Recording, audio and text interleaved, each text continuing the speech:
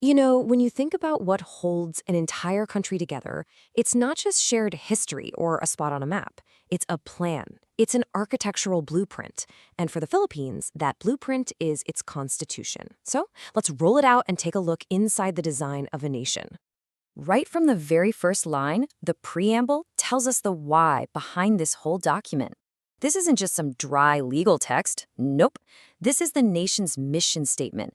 It's a promise that the Filipino people made to themselves, that the whole point of this is to build a fair, a kind, and a just society. So, you can really think of the preamble as the heart and soul of the entire blueprint. It sets the emotional and philosophical tone for every single thing that comes after it. It's the nation's dream, written down, guiding every law and every action.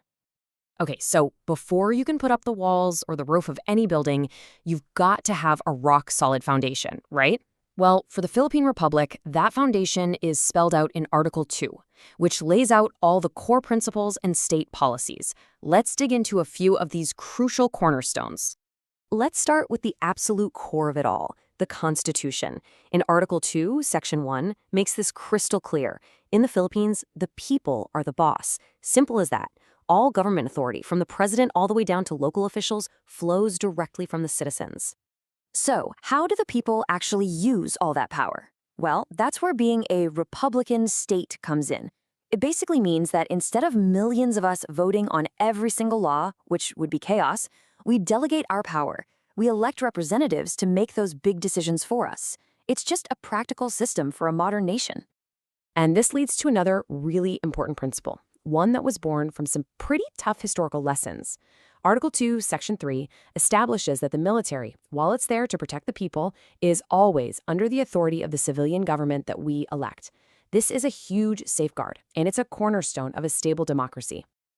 All right, with that foundation in place, the blueprint now designs the main structure of the House. To make sure no one person or group gets too powerful, the Constitution splits the government into 3 separate, co-equal branches. These are the pillars holding the whole thing up. The design here is actually pretty simple, but it's incredibly powerful. You've got the legislative branch, that's Congress, and their job is to write the laws. Then you have the executive branch, led by the president, whose job is to carry out those laws. And finally, the judicial branch, the courts. They interpret the laws and make sure they're applied fairly. It's all about balance. And that system of balance is locked in with some very specific rules.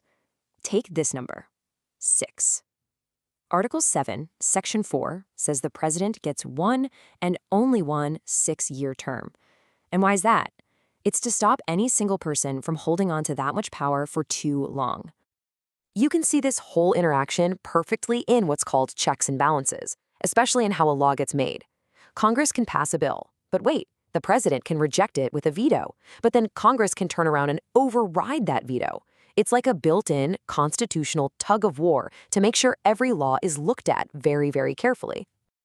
So far, we've been talking about the big structure of the government, but what about the people living inside this national house? Well, the blueprint includes a powerful personal shield for every single citizen, the Bill of Rights.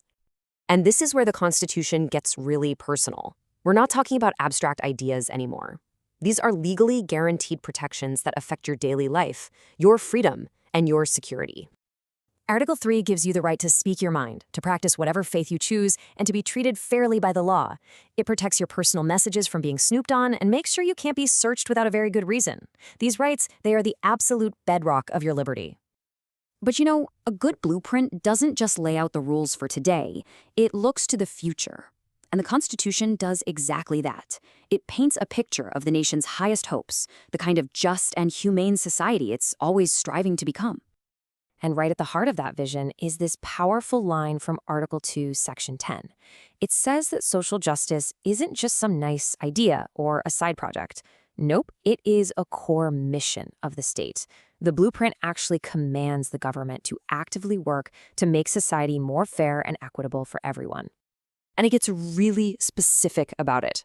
The Constitution says to put education first, to protect workers, to develop rural areas, to promote good health, to respect indigenous cultures, and to guarantee gender equality. This is literally the blueprint's official to-do list for building a better country. Now, the people who wrote this blueprint were smart. they knew the world changes. A plan from 1987 might not perfectly fit the needs of, say, 2087. So they built in a way for the Constitution to grow and adapt with the times, making it a living, breathing document. So in Article 17, it lays out three main ways to change the Constitution. Congress can propose amendments, a special constitutional convention can be called, or, and this is so important, the people themselves can propose changes through what's called a people's initiative. This brings it all full circle, reinforcing that idea that the ultimate power really does belong to the citizens. So there you have it. We've seen the plan, the foundation, the pillars, and the protections. The Constitution lays out this magnificent blueprint for a just, humane, and prosperous nation. But a blueprint is just a plan on paper. Which leaves us with one last and maybe the most crucial question of all. Who is actually responsible for building it?